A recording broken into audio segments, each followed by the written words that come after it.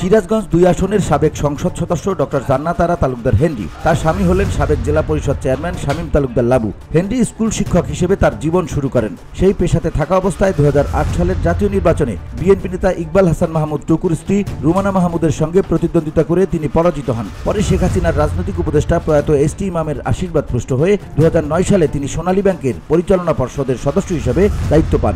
এরপর আর ফিরে তাকাতে হয়নি। গত ১৫ বছরে ৪৯টি ব্যাংক হিসেবে লেনদেন করেছেন প্রায় ৪,০০০ কোটি টাকা। এ ব্যাপারে জেলা বিএনপির সাধারণ সম্পাদক সাইদুর রহমান বাচ্চু বলেন, হেনরি ছিলেন নির্ধারিত বেতনভুক্ত বেসরকারি স্কুলের শিক্ষিকা। তার হঠাৎ ফুলে ফেপে হাজার হাজার কোটি টাকার মালিক হয়ে ওঠাকে মানুষ স্বাভাবিক মনে করে না। তিনি সোনালী ব্যাংকের পরিচালক ছিলেন, হলমার্ক কেলেঙ্কারির সঙ্গেও সম্পৃক্ত ছিলেন বলে শোনা যায়। সাধারণ মানুষের ধারণা ওইসব খাত থেকে তিনি বেপরোয়াভাবে দুর্নীতি করে এত অর্থবিত্তের মালিক হয়ে উঠেছেন। এগুলো অনুসন্ধান করে বিচারের আওতায় আনা দরকার।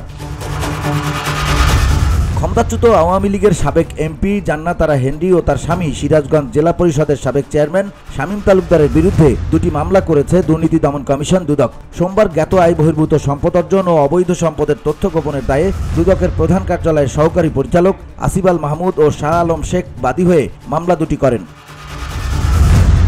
মঙ্গলবার এ তথ্য নিশ্চিত করেছেন পাবনা সমন্বিত জেলা কার্যালয়ের উপপরিচালক শহীদুল আলম সরকার। এর আগে দুদকের আবেদনের প্রেক্ষিতে গত ২৫ নভেম্বর জান্নাতারা হেনরি তার স্বামী শামীম তালুকদার ও মেয়ে মুনতাহার হৃদয় লামের দেশত্যাগে নিষেধাজ্ঞা দেয় আদালত। তার বিরুদ্ধে দুদকের অনুসন্ধান শুরু হয় গত ২০ আগস্ট। অনুসন্ধান শেষে অবৈধ সম্পদ অর্জন, অর্থ পাচার ও ব্যাংকে অস্বাভাবিক লেনদেনের তথ্য প্রমাণ পায় দুদক। BOD Bangla news desk.